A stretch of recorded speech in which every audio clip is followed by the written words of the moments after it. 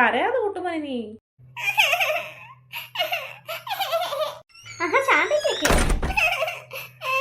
ഇതെന്താ കുട്ടുമോൻ ഇത് കരയുന്നേ?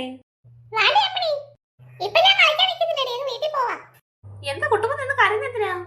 ഓ അതല്ലേ വിശ്വംബര ചേട്ടല്ലേ ചേച്ചി പാൽ ഇവിടെ കൊണ്ടുവരുന്നത്. ഇന്നെനിക്ക് അവരുടെ പശു ആണെങ്കിലേ പാല് തട്ടിയിട്ടെന്ന് പറഞ്ഞ്. അപ്പൊ എനിക്ക് അതങ്ങനെ പാല് തട്ടിയിട്ടല്ലേ ക്ലാവ് കണ്ട് കുടിച്ചെന്ന്. അങ്ങനെ അതുകൊണ്ട് കൊണ്ടുവന്നില്ല പാല്. അതിന് ഇവൻ കടന്ന് കരയുന്നത് പാല് വേണമെന്ന് പറഞ്ഞിട്ട്. അയ്യോ പാല് കിട്ടിയില്ല ഇവിടെ.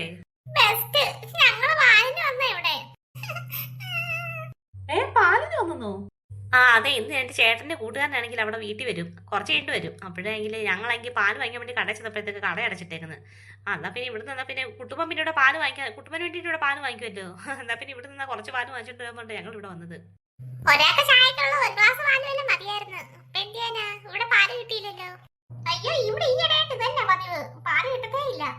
അതെന്താ? വിശ്വംബര ചേട്ടൻ ആ കറുത്ത പശു ഇല്ലേ, അതാണെങ്കിലേ ഇപ്പൊ പ്രസവിച്ച്. അപ്പൊ ഇങ്ങനെ ക്ലാവ് പ്രസവിച്ച് കഴിഞ്ഞപ്പോഴത്തേക്ക് ഈ പശു ഇല്ലേ ഭയങ്കര കുറുമ്പാ.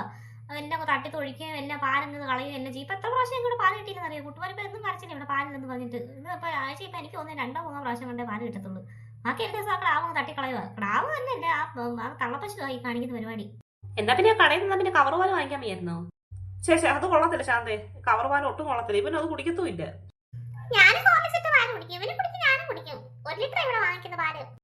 ഇടി ശാന്ത, ഞാൻ ഈ കുറെ നാളോട് ശാരദയോട് പറയും എനിക്ക് അതിന്റെ ഒരു പശുവിനെ വാങ്ങിച്ചതാ. ഞാൻ കൈ പണ്ട് കറവ പശു ഉണ്ടായിരുന്നു, അതിനെയൊക്കെ ഞാനായിരുന്നു നോക്കുന്നത്. ഇപ്പൊ ഞാൻ ചുമ്മാ ഇരിക്കുമല്ലേ, കാലുവേദന ഉണ്ടെങ്കിലും പുല്ലൊക്കെ ഒന്നും പറിക്കുന്നതിന് കുഴപ്പമൊന്നും ഇല്ല. പശുവിനെ ഞാൻ നോക്കാം. ഒരു പശുവിനെ വാങ്ങിച്ചു തരാൻ നിങ്ങളോട് എത്ര നാളോട്ട് പറയാന്നറിയോ? എന്നാ പിന്നെ ഇഷ്ടം പോലെ ഇല്ലേ പാല് ഇവിടെ. നിങ്ങൾക്ക് അതിന് ഇവിടെ ഒന്നും വാങ്ങിക്കല്ലോ നേരം. പിന്നെ വാങ്ങിക്കുന്നുണ്ടോ? പശുവിനെ വാങ്ങിക്കുന്നുണ്ടോ? അതുകൊണ്ടെങ്കിൽ അപ്പുറത്തെ എങ്ങനെ നാണുചേട്ടനില്ലേ, നാണുചേട്ടനെങ്കിൽ രണ്ടാമത്തെ പശുവിനെ കൊടുക്കാനെന്ന് പറഞ്ഞായിരുന്നു ഞങ്ങളോട്. ഞാനിപ്പോൾ എങ്ങനെ നോക്കാനാ? ഞാൻ ബ്യൂട്ടി പാർലറിൽ പോകുമ്പോൾ എനിക്ക് പശുവിനെ നോക്കാൻ പറ്റുമോ? ആർക്കെങ്കിലും വേണമെന്നോട് ചോദിച്ചായിരുന്നു. അയ്യോ വേണമെങ്കിൽ വാങ്ങിക്കേ, അതൊരു കറവ പശുവാ. ആഹാ, എന്നാ പിന്നെ നമുക്ക് വാങ്ങിക്കാം. അത് വേറെ ആർക്കെങ്കിലും കൊടുത്തു കാണുമോ പശുവിനെ? ഞാനും കൂടെ നോക്കാമല്ലോ, പിന്നെ അമ്മ ഹെൽപ്പ് ചെയ്താൽ മതി.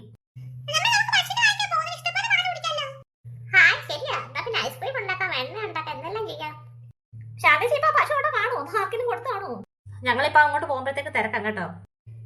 അല്ലെങ്കിൽ ഒരു കാര്യം ചേച്ചി, ഞാനോട് വരാം ഇപ്പൊ അങ്ങോട്ട്. അല്ലെങ്കിൽ പിന്നെ പശുവിനെ ആരും കൊടുത്തെങ്കിൽ എന്ത് ചെയ്യും? ഇപ്പൊ തന്നെ എന്തായാലും കാര്യം എന്തായാലും ഡീൽ ചെയ്യാം.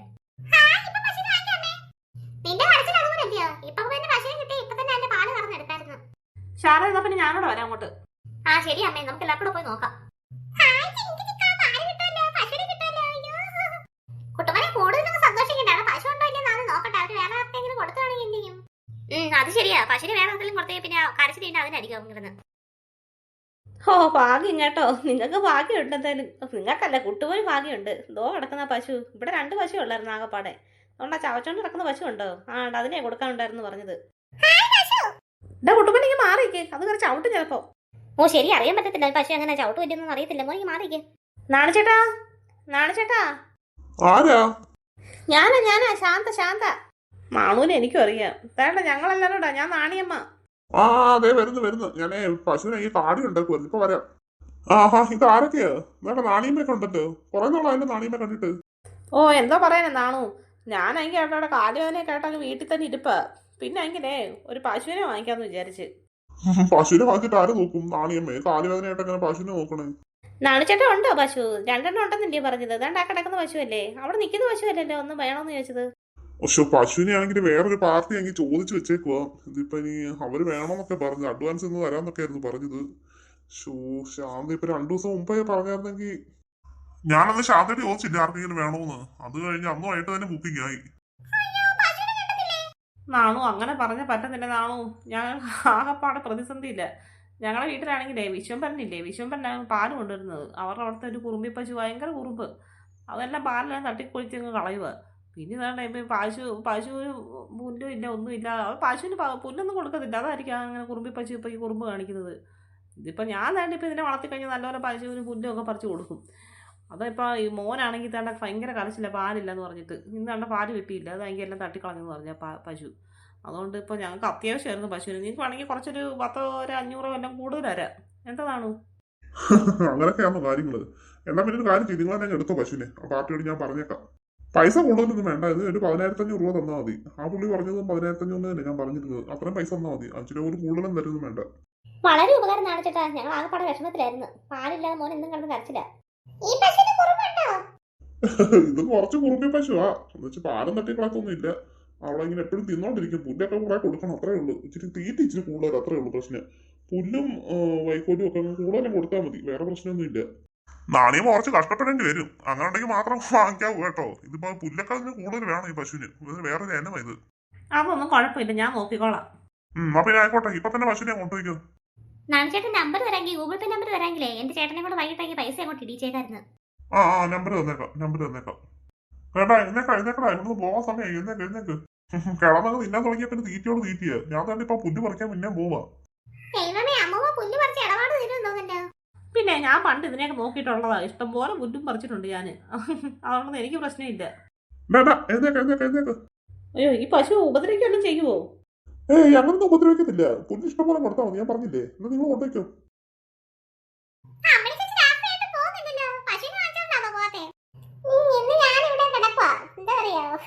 കുറച്ച് പാൽ എനിക്കൂടെ കുടിക്കാല്ലോ. പുതിയ പശുവിന്റെ ആകുമ്പോഴത്തേക്ക് നല്ല സൂപ്പർ പാലായിരിക്കും. അമ്മയോട് പറഞ്ഞായിരുന്നു ഇവിടെ തകർന്ന് കിടക്കുവാന്ന്. ഞാൻ പറഞ്ഞു, അമ്മയ്ക്കറിയാം. ഇവിടെ പശുവിനെ വാങ്ങിച്ചിട്ട് ഞാനൊന്ന് വീട്ടിൽ ചെല്ലത്തിന് അമ്മയ്ക്കറിയാം. അതുകൊണ്ട് തന്നെ ഒന്നും പറഞ്ഞില്ല. അമ്മേ എന്താണ് ശാരദേ? അമ്മേ, നിങ്ങളുടെ പശുവിനെ എനിക്ക് നോക്കിട്ട് കാണുന്നില്ലല്ലോ.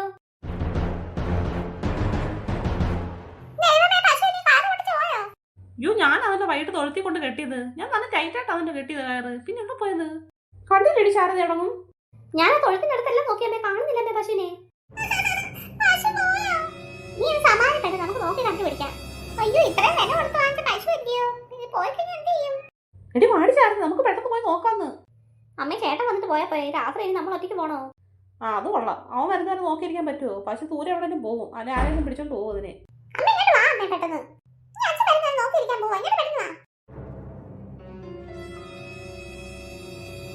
ഇവിടെ ഉണ്ടായിരുന്നു പശു, മനുഷ്യരെ വെറുതെ പേടിപ്പിക്കാനായിട്ട്. നമ്മളിപ്പോ വന്ന് നോക്കിയില്ലായിരുന്നെങ്കിൽ ഇത് ഇവിടുന്ന് പോയനെ. എന്നാലും രാത്രി ഇത് തിന്നാൻ ഇങ്ങനെ പുറത്തിറങ്ങിയതേ.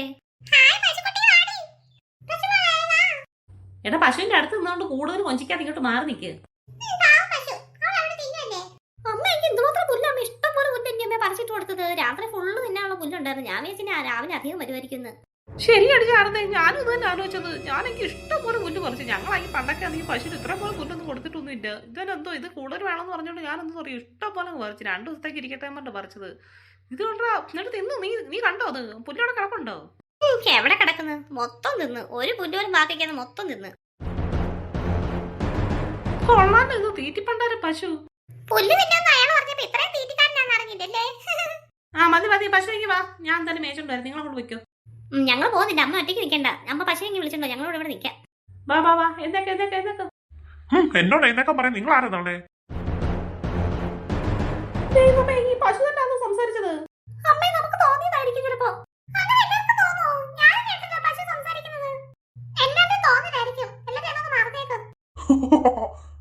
മാറങ്ങോട്ടെ എല്ലാരും. ഞാനിവിടെ കിടന്ന് പുല്ല് തിന്നട്ടെ. ഒറ്റ എണ്ണം ഇങ്ങോട്ട് വന്നേക്കരുത്, എല്ലാத்தைയും ഞാൻ വക വരുത്തും.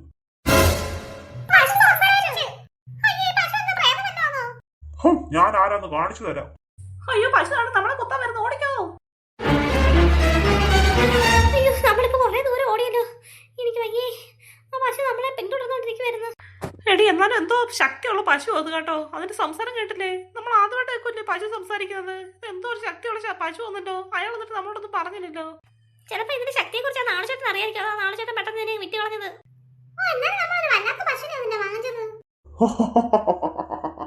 അയ്യോ, ശാരദയുടെ ബാക്കിലെ പശു വന്ന്.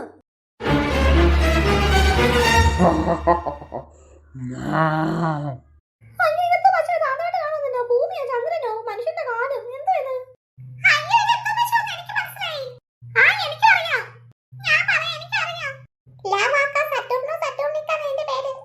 എന്തോ ലാവാവുള്ളതൊക്കെ എന്തോ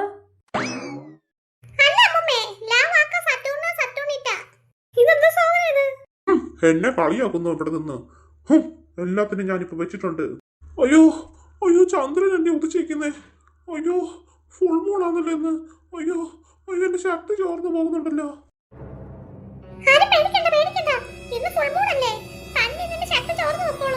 അയ്യോ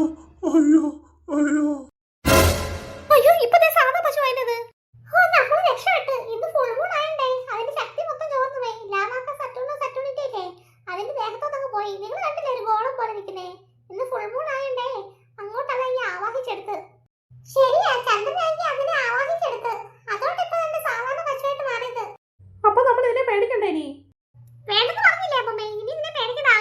സാധാരണ നോർമൽ പശുവായിട്ട് മാറി. ഇനി ഇതിന്റെ ശക്തി ഒന്നും ഇനി പുറത്തു വരത്തില്ല. ഇതായി സാധാരണ പശുവായിട്ട് മാറി. ആ ഗോളം എല്ലാം പോയി ഇതിന്റെ ദേഹത്തോന്ന്. അതിപ്പോ ലാവാക്ക സറ്റൂണിന്റെ അല്ല, സാധാരണ പശു ഇത്. ആഹാ, അപ്പൊ കുട്ടുമ്പൻ ഇനി ഇഷ്ടംപോലെ പാൽ കുടിക്കാൻ ഭാഗ്യമുണ്ടല്ലോ.